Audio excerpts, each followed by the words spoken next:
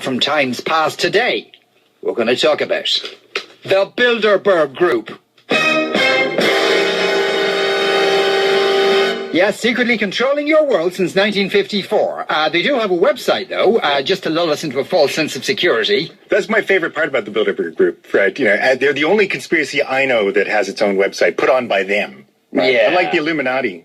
Who don't? Well, there is one, but apparently I don't think it's actually them. The buttons don't work. No, I mean, the Illuminati, it's all put up by other people and so forth, right?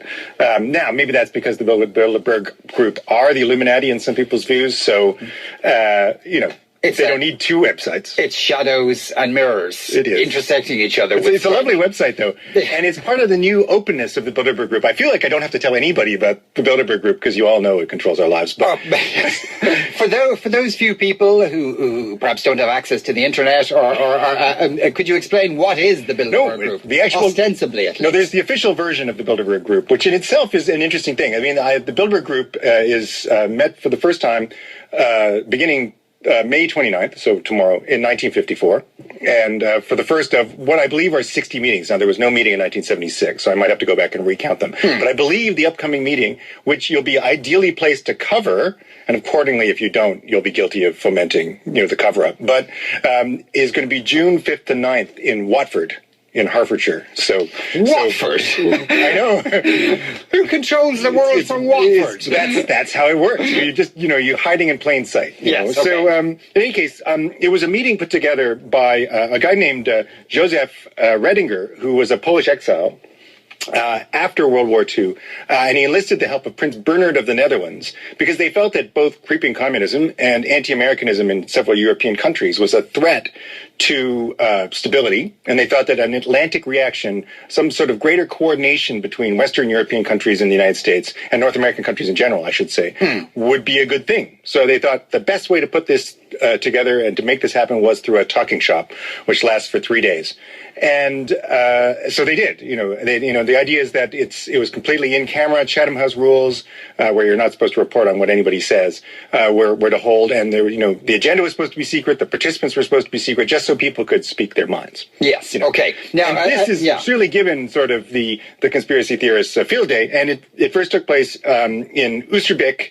If I'm pronouncing it correctly, in the Netherlands, at the Hotel de Bilderberg, which is why they call it the Bilderberg Group. Okay, and now in terms of who they thought the significant people were to invite to this, I suppose that very much colours what kind of a talking shop it will be. Well, listen, I mean, it's a lot like Davos, only secret. And of course, Andy Kenny found out his own bad self way of what happens if you speak unguardedly at Davos, where there are cameras and people do report on stuff. So they have a point, really, but it tends to be very powerful people. It's 1/3 governmental representatives. Michael Noonan went to 2012.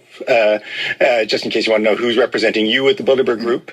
I recall you didn't remember voting in the Bilderberg elections, but there you go. You must have missed them. There were an EU election. No one goes to those. Anyway, and so they're 1/3 from government and then 2/3 from the private sector, whether it's famous academics, but unfortunately for me, very few of those, largely the heads of really big corporations. Yes. Nokia, AXA, and so forth. The current chairman of the steering committee is Henri de Castries, who is the CEO and chairman of the board of AXA, so insurance.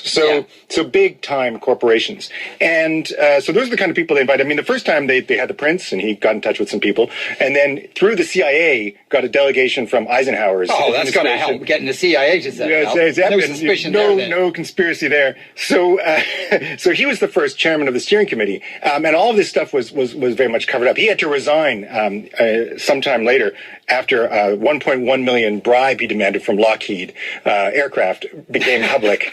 All the players, both on the conspiracy side and on the Bilderberg side, are very interesting people, and he's definitely one of them. Prince Bernhard of the Netherlands is one of the most interesting characters. He was in the SS briefly as a youth. He was a German prince who married the princess of the Netherlands, and but he became very committed to his new country and fought for the Dutch and with the RAF during World War II, and in fact was part of the surrender negotiations after the war, which he refused to speak German in. He only would speak Dutch. So great was his attachment to his new country and his anger at what Hitler had done. So Nevertheless, because he was a Nazi in his youth, many conspiracy theorists see it as a Nazi plot. And we can get to that in a second. But anyway, so basically what they do, according to them, the only thing they do is to have this one conference once a year. So, yeah, but all these people meet, and initially, as you said, they had Chatham House rules, so it was all done in secret. They still do. Yeah. So, but then what's the point of it? Do they send out, do they all make little speeches and then they send out a position paper to people afterwards, or no, they don't do any of this stuff. I mean, part of it is that there are no position papers, there are no resolutions, there are no votes, while they often come to agree on things because they're all pretty much the same people. In fact, they're mostly men. So they really, they're all really powerful, pro-capitalist men, for the most part. They don't have to agree on anything. It's an open discussion about various threats facing the international community and what might be done about them. So, in theory, it doesn't issue in any political action at all. And yet, as various people have pointed out, including Bilderbergers themselves, because there's been a new spirit of openness in the Bilderberg group, where people like Dennis Healy talk to that credulous sap, John Ronson, about what really goes on. Yeah.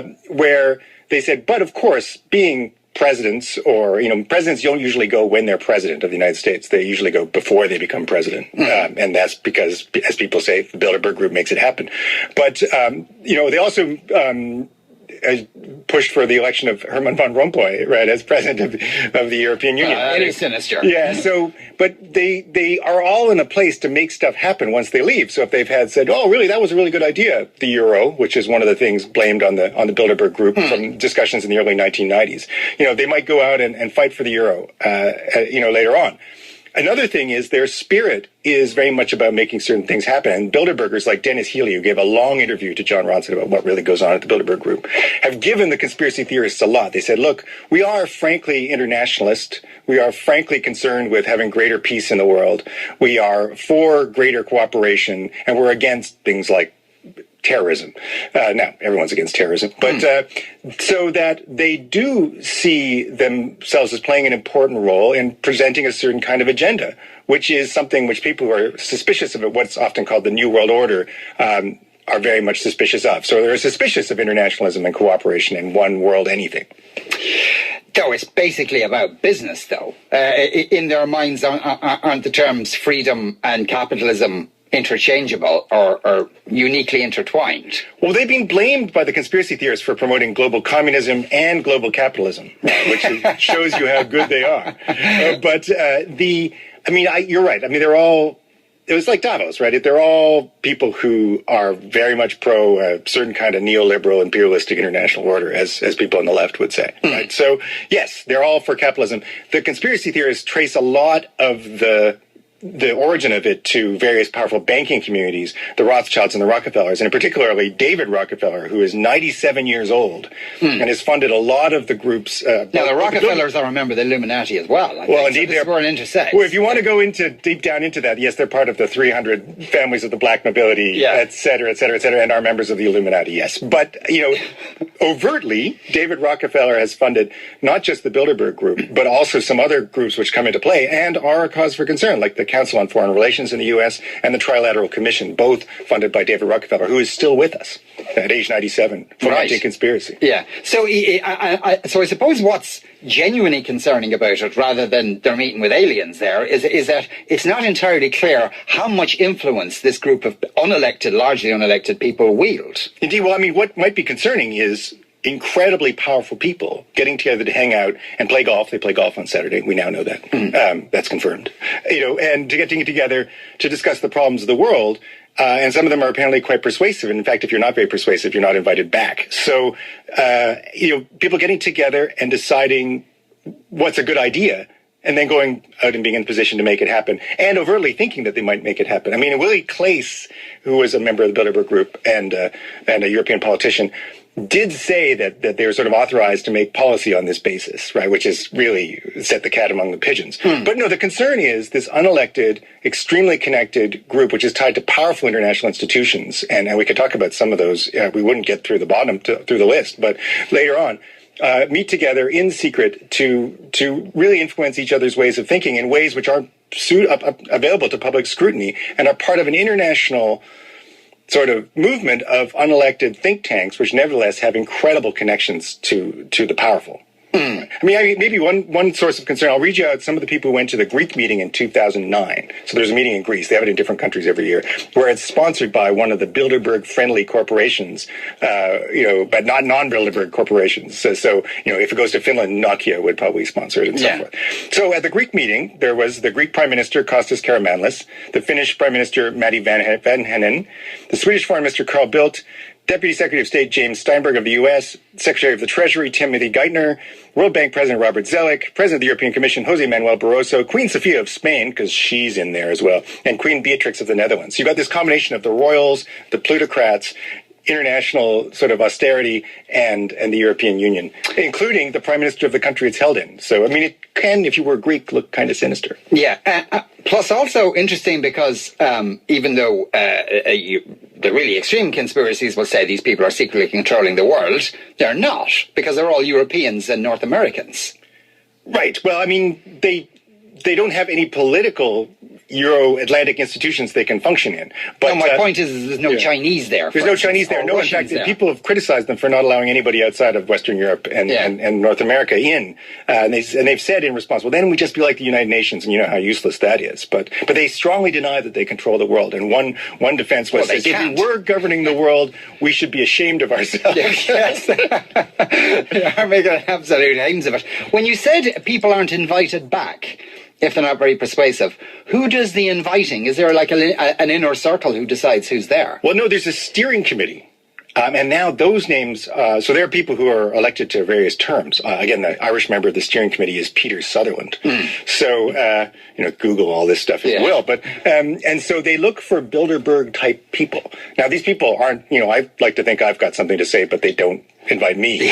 But it turned out to be people who have strong personalities and are going to make an interesting contribution, and yet also be really powerful. So when Margaret Thatcher was first invited, she apparently was silent for the first 2 days, and the Bilderbergers were very, very disappointed. They said, this is not on. You can't just come and not talk. And so someone had a word with her. And then so on the third day, she got up and made this fiery speech, which impressed everybody. But, one of the conspiracy theorists, maybe the premier conspiracy theorist, Jim Tucker, the recently deceased Jim Tucker, said that despite that, her poor performance in the Bilderberg group led to her being replaced with John Major in 1992 because she just didn't cut it in the Bilderberg group. Now, they took their time because she first went to the Bilderberg group before she was prime minister. So that was a bit of a delayed reaction there. Okay, we do have to take a break. We'll talk more about this, obviously, after that.